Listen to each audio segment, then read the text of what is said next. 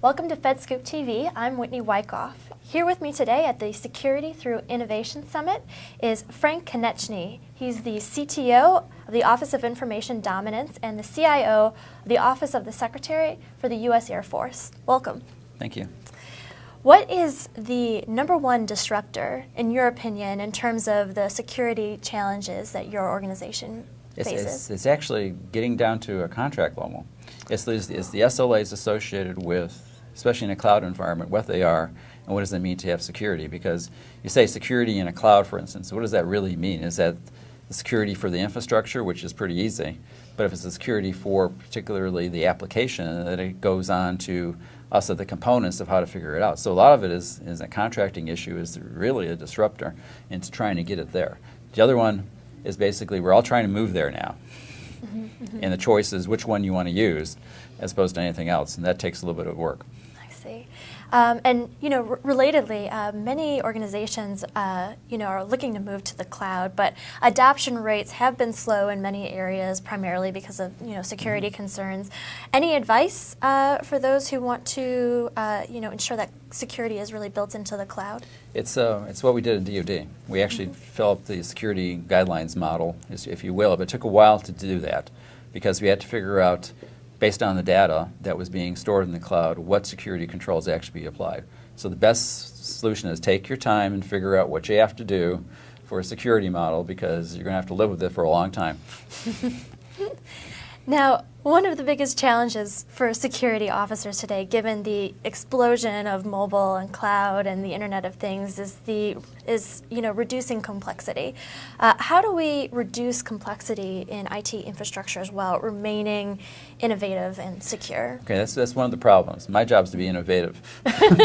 Okay, and security sometimes takes the exact opposite approach. The real issue is governance. Somewhere along the way here, you have to govern what you're doing. You have to govern what you put on the network, what you put in as infrastructure and everything else. Now, there's a way of being proactive and a way of being innovative with the governance, but you have to be careful about what you do. And so I'm constantly trying to go forward with new technologies and everything within the cloud environment, with the understanding that we have to make sure that we get security, I'm sure you love this, baked in as opposed to bolted on, which sometimes happens. Now, I'm sure there's no shortage of news about cyber attacks. Hacks have been increasingly more sophisticated, and the line between organized crime groups and nation-state sponsored cyber espionage has been increasingly blurred. With that in mind, what cybersecurity issues are keeping you up at night, and are there technological or policy answers to those issues? Let's take the first one. Okay. Let's keep me up at night. Basically, the concern is that there are enemies within the network currently that exist, and they're just waiting patiently to do something. Zero-day attacks is a big deal, but also they may settle zero-day attacks and changing the data as opposed to actually doing anything else. So exfiltration may not be the purpose. It may be some destruction of data or destruction of some capability.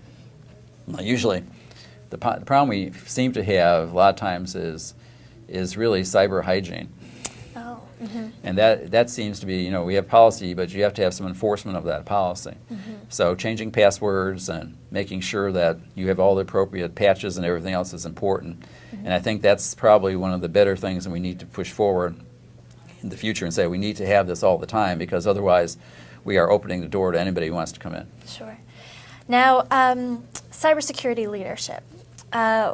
What trends are you seeing within the cybersecurity workforce, and what do you think needs to be done from a human capital perspective to, ensure that our cyber infrastructure is safe?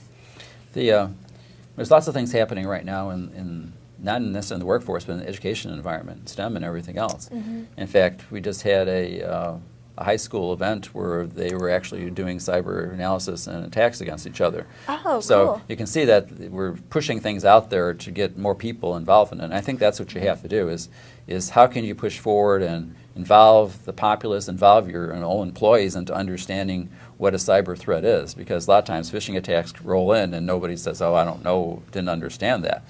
But it's that trend is we need to push more into education side more than anything else, and start bringing up young people into understanding what's really happening.